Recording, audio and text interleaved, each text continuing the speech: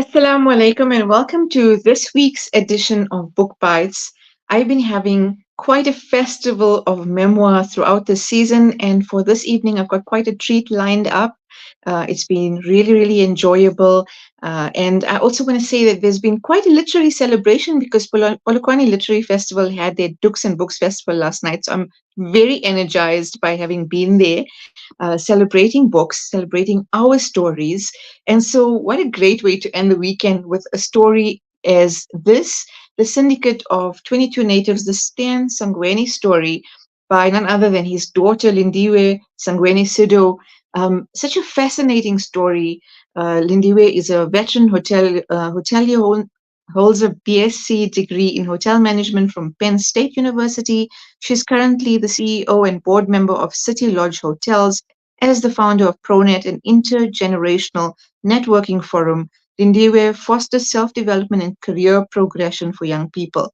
She enjoys family time and travel with her husband, Salif. And this book really captures a historical data, an important social document, but is so charming and heartwarming in its narrative that you'll understand how this sort of strong sense of family and support and development of self and clan and community comes through in how she lives a life clearly, but also the learnings from the elders. So it's an absolute pleasure to welcome you on the show today, Lindiwe. Welcome to Book Bites. Thank you so much, Shafina. Assalamu alaikum, and thank you for the invitation. So I am really enjoying that along with the book. We have a nice vision of the poster in the background, but I see a duke on your head, and I think it's got images of your book as well. I want to comment on that because the marketing thing is just absolutely beautiful, right? I was at Dukes and Books Festival yesterday, and they had this whole celebration of how um, there's power in this women's narrative coming together. Let's talk a little bit about that, your marketing and packaging this very important story as a legacy for your family and for pretty much any South African that reads it. Yeah, so I mean, I've had such a fabulous time, just fun with my family and with my friends and my networks in the marketing of the story of my father, the Syndicate of 22 Natives. The duke I'm wearing is actually made by a friend of mine. She's a designer. Her name is Mapulu Ratau, and she, owns a boutique called Letikana. So when she knew the book was going to be launched, she said, we need to make T-shirts. We need to have golf shirts. We need to have golf caps and so on and so on. So I have a young nephew, Stembele Hlagwani, who is responsible for that. So everyone in the family has a role. And I just get the fun of wearing, the different collateral, but also using social media platforms. Just even being invited to Sala Media was amazing because it gives me the opportunity again to be able to talk about the book and to pull people into the conversation on the different social media platforms. I have a lot of fun on all platforms, be it Facebook, TikTok, and so on. Well, I mean, I love that, you're saying that family members have taken ownership of the process and getting involved in the marketing and owning the story. Because, I mean, reading the story as a so-called outsider, I had so many moments of joy and laughter, and I shed my share of tears as well, I must say. How beautiful, how heartwarming, but at the same time, how humbling to read the story of the man who was Stan Sangweni, the man you call Daddy, and who was, who made such amazing contributions. Let's go back to your writing process, Lindiwe. Where did this begin? What was the process like in collating the material? And, it takes vulnerability, I think, to reach so deep. So it must have been quite a process of historically putting the material together, but also emotionally sorting through so much of history. Talk to us about your process. So it's a very interesting process, and thank you for that question. My father, Stan Sangweni, and I called him Daddy, as you have rightfully said, and we all called him Daddy, even beyond my brother and myself, my cousins and my other cousin sisters, etc. But he himself had wanted to write his story and document his story. he was a great storyteller, and he was very professorial, very into history. And so, what he would do is when he told his story of his family, of his great grandfather, his aunts, his mother, and so on, he would always make sure that the context of what was happening historically at the time would be given. So, if he was telling us about his grandfather, Mkoteni Kumalo, with whom the book begins, it would be important for him to tell us about the Battle of Isandlwana, or tell us about what was happening in terms of colonization of South Africa. So we started a process where he started putting together different, material in his office. My father was very meticulous, very finicky about who went into his office, his study, as he called it at home. And now he and my mom were going to relocate from a home that they had lived in for 27 years. And he trusted nobody, not even his dear darling wife, my mom, Angela, to touch any document. And so I promised him that he would be sitting next to me. He would give me the directions. He was also he was basically legally blind from glaucoma, many years of glaucoma. So he would show me that this is the title deed that your great grandfather, my grandfather, Godeni Kumalo, acquired when he acquired land, when he bought land in the Syndicate of 22 natives. Or he would show me speeches, for example, that resonated with him. For example, the January 8th statement, which was the speech by O.R. Tambo. I think it was around 1978. Just many things. There would be pictures, there would be files. So we started putting all this together, understanding that we would be writing his book. Unfortunately, COVID got in the way. A young nephew, cousin, started working on helping with the process, and he would call my father, and he called him Mkulu. He would call him Mkulu, and he would record, and I would have collated a number of questions, which he would follow. And I think we got about 14 or 15 recordings. And so once all that was in place, the whole idea was once COVID was over, we'd get into this project in earnest. But, as we all say, God knew more than us. And his day, he passed away on the 18th of May in 2021. I was distraught, but I thought I must begin the process. And I just couldn't. It was too emotional. But somehow, March 2022, I just had this force, this feeling that it had to happen. And I had been through writing processes. I had actually taken a writing course some time back in 2011 or 2012. And so for me, it was actually just going back into the processes that I learned. I got a writing coach, and she was very useful in keeping me, because I'm working, I'm a COO of a City Lodge Hotels. And so my days are very busy, and therefore having a writing coach was also very useful, because I would have assignments, and that meant I had to wake up very early, sleep very late. But it was such an enjoyable process, because now it felt like my father was actually whispering into my ears or guiding me. And I would come to chapters and sometimes have writer's block, but there would just be something that would say, open that briefcase that he showed you and pull out whatever it was, and there would be a document that was relevant to that particular chapter. So the process took 2 years.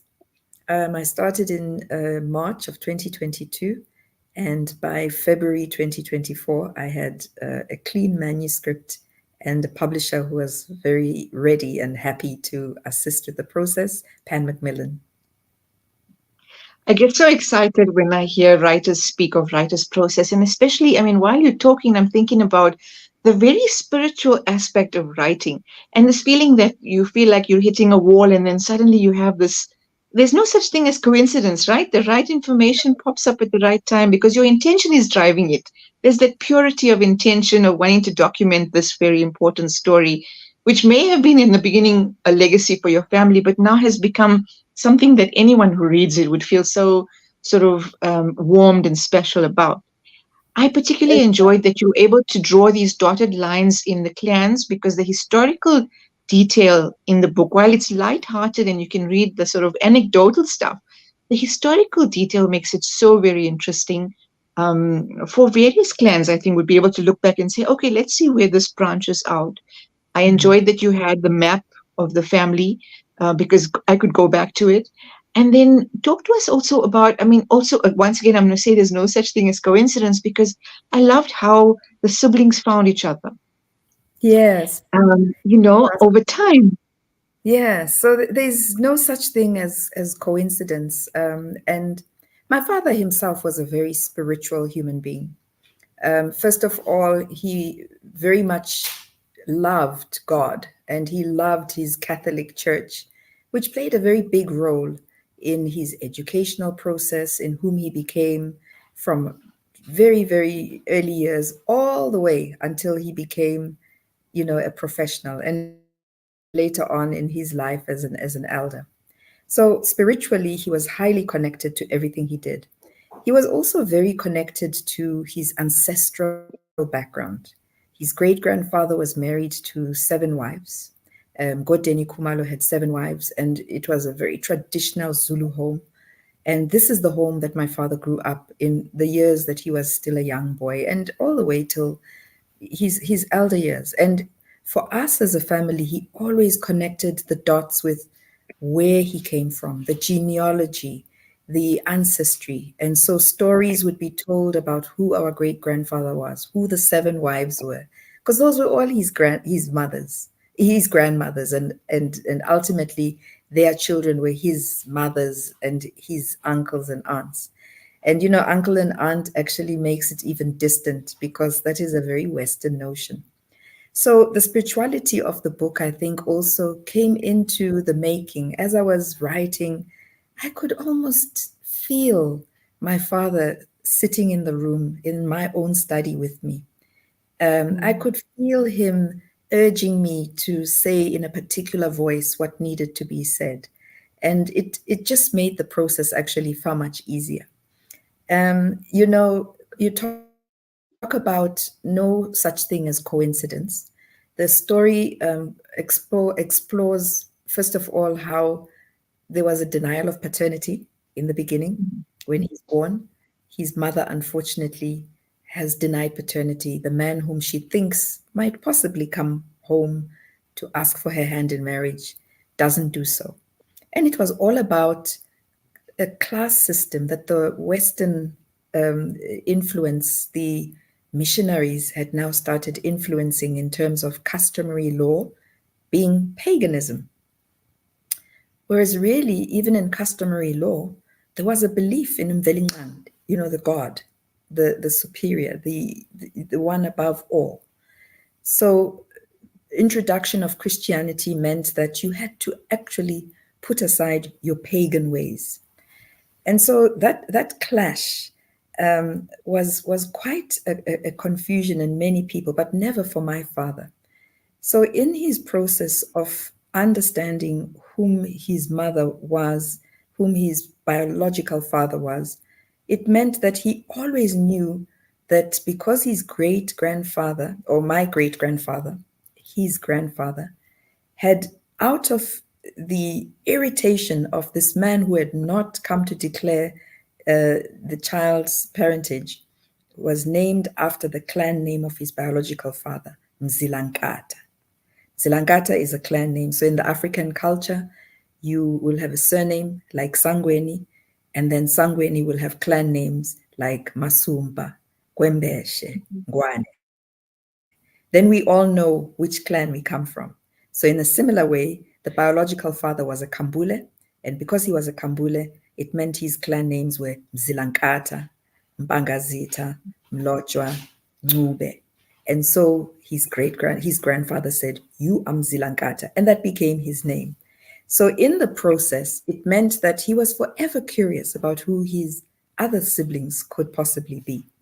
And that discovery of my Aunt Lindiwe and my Uncle Dick and my Aunt Intlantla and all the 12 of them, he had 11 siblings from one father but different mothers, became such a beautiful discovery. They loved each other, despite the fact that there could have been a kind of strain and stress that some of them came from within the marriage of their father and others from out of the marriage.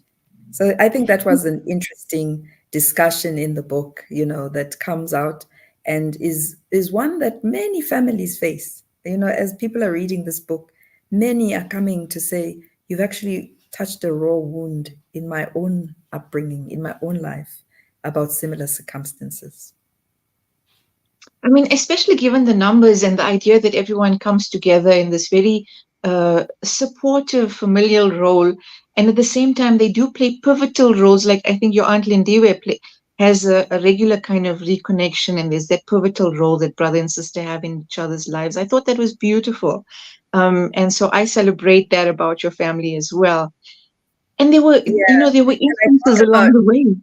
can I talk about Lindiwe Mabuza a little bit? Yes, please do. My aunt Lindiwe Mabuza was in her own right and is a part of the South African historical liberation movement and the whole story of, being part of the ANC, the African National Congress. And she has a formidable story herself. But at an early age, they found each other, and her younger brother, Dick, or my uncle Dick, put her in touch with my father. And that was the first encounter. She goes to university in Lesotho and can't think of anyone else but her big brother, Stan, my dad, to recommend as a next candidate for a scholarship. And so the Catholic priests were very happy to, allow this application of her brother to come through. And so they, reconnected at university. And for the rest of their lives, they kept reconnecting. So she became such an important and integral part of this story. And yet, really, at the heart of it was these siblings who came from a father named Mac Kambule, and their mothers were mothers from another, different mothers, but they loved each other. They were brother and sister till the end. And so she would probably be one of the secondary characters, after my mother and after some of the other characters in the book. And as much as this is a story of your daddy, Professor Sangweni, it's also a story of your ancestors. It's the individual voice of the women, the lineage of women in your family, the lineage of men in your family. I found that incredibly beautiful because there are those anecdotal references that make it so familiar to an outside reader, which I really enjoyed. So I want to get to the question of land and also the idea that how progressive and visionary was this thinking to form the syndicate and to formalize this, ownership of land that would form legacy for your family as well. It's such an incredible story, Shafinaz. Incredible in how it played out way back then. We're talking about the early 1900s, Right. 1905 to 1911. And why it's fascinating and such an incredibly important story is because of the current land issue that is a conversation that has been unconcluded and remains very open-ended in South African society. So my great-grandfather, my father's maternal grandfather, his mother's father, was a man named Mkoteni Khumalo.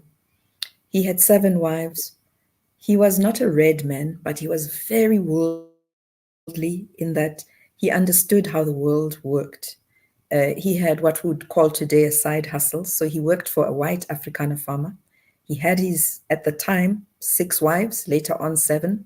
But in order to look after his family, he would not only work for the white farmer where he was in northern KZN getting some payment to do that. He also had a side hustle of logistics and using a carriage and horse-drawn carriage. He would transport livestock and goods for all the white farmers, the Afrikaner farmers who were living in northern KZN. So it would be from Newcastle to Volksrust or from Standerton and so on to Vryheid and so on. And that gave him extra money. So he had foresight, first of all, that if he was going to be able to look after his families, as in the 7 different families, he would need savings. Up along the way comes another Khumalo, a Khumalo who has been missionarized, who is now of the Wesleyan faith, deep in the Methodist Church, a leader in the church, a leader in his community. His name was R.H. Khumalo. He didn't even carry the H in the Khumalo. They had shed the H because they were now exempted natives. They were no longer pagans. They had one wife, or he had one wife. And as I say, he was a leader in the church. So even the Kumalo showed that he was a progressive or exempted native. And the Zulu people would say amazemtiti, as a translation of exempted blacks.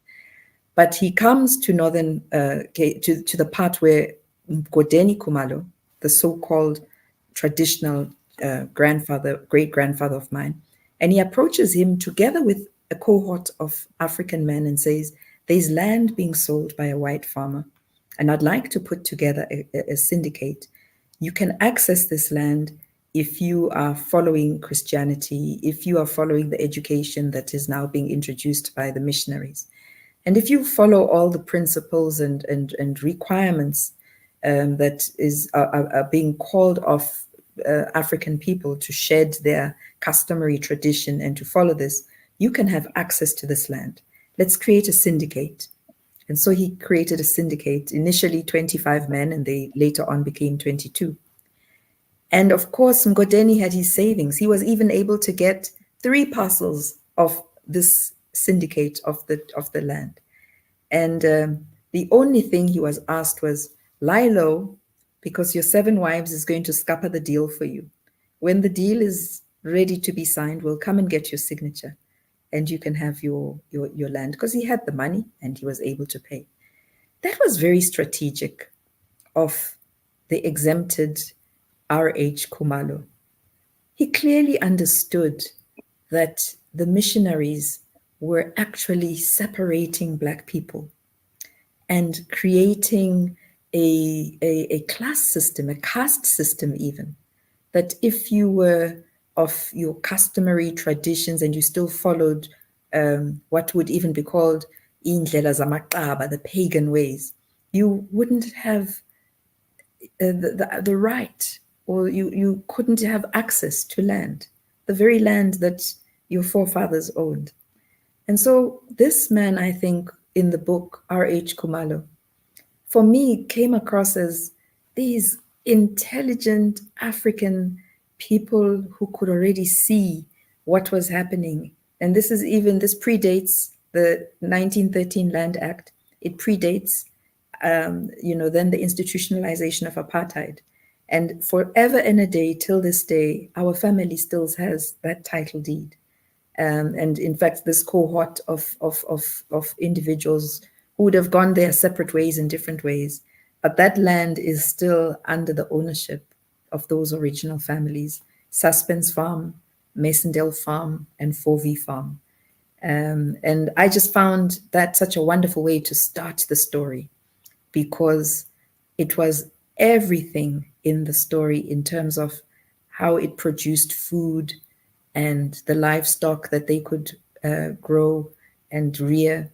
And the families, his 7 wives, meant that he, as a man who had, this polygamous setup, had to be able to look after his families. And he could, and he did, ably so.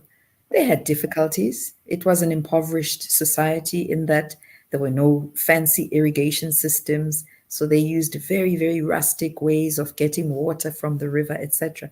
So, without digressing, I think the story of land is such an important one in the opening. And it takes place all the way until the end, where my father says, when I die, his instruction to us in his deathbed, don't forget, you have to take me home.